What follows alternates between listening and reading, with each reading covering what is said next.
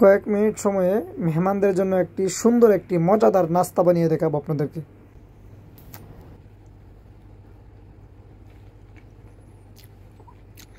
সত্যি বলতে এটার ইন্টারেস্ট, এটার মজা এত স্বাদ যেটা আপনার কোনো সময় কল্পনা করতে পারবেন না। তো এটা কীভাবে বানাতে হয় আপনাদেরকে আজকে এই রেসিপিটা শেখাবো ইনশাল্লাহ। তো চলেন আমি এখন খেয়ে নিই, আপনাদেরকে এর ভিতরে শিখিয়ে নিই। সর্বপ্রথম এরকম একটা কড়াই নিয়ে নেবেন। এটার মধ্যে যে ব্রেডটা রয়েছে, ব্রেডটা আপনারা হালকা করে ভেজে নেবেন, যাতে আপনার বেশি না হয়, হালকা উপরটা যাতে হালকা, যাতে বেশি, এই যে আপনারা দেখতে পাচ্ছেন এইরকম আপনারা ভেজে নেবেন। আপনারা যতটুকু প্রয়োজন হয় ততটুকু ভেজে নেবেন।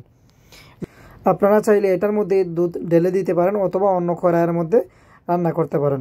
তবে এটার মধ্যে আপনারা দেখতে পাচ্ছেন আমার বাদাম রয়েছে, বাদাম এটার মধ্যে আগেই ছিল, আপনারা চাইলে বাদামটা পরেও ব্যবহার করতে পারেন।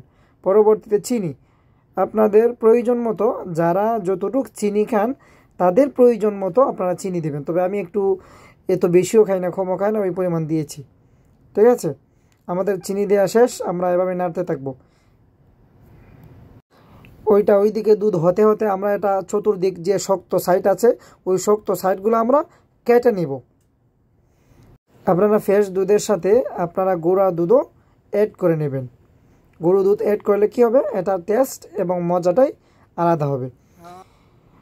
আস্তে আস্তে যখন এটা জাল উঠতে থাকবে, বেশি নয় 5-10 মিনিট হলেই এনাফ। ঠিক আছে, যখন দেখবেন আপনার দুধটা গাঢ় হয়ে গিয়েছে আপনারা বন্ধ করে দিবেন। চুলা যখন বন্ধ করে দিবেন, বন্ধ করার পরে হালকা যখন ঠান্ডা হবে, এটা আমার মোটামুটি হয়ে গেছে, চুলা বন্ধ করে দিয়েছি। হালকা যখন ঠান্ডা হবে, ঠান্ডা হওয়ার পরে আপনারা ব্রেডের উপরে পুরোপুরি দিয়ে দিবেন। ঠিক আছে, ব্রেডের উপরে দেওয়ার পরে আপনারা দেওয়া শেষ হলে এটা ফ্রিজের মধ্যে 1 ঘন্টার মতো রেখে দিবেন। বাস 1 ঘন্টা পরে খেয়ে দেখবেন কি সুস্বাদু।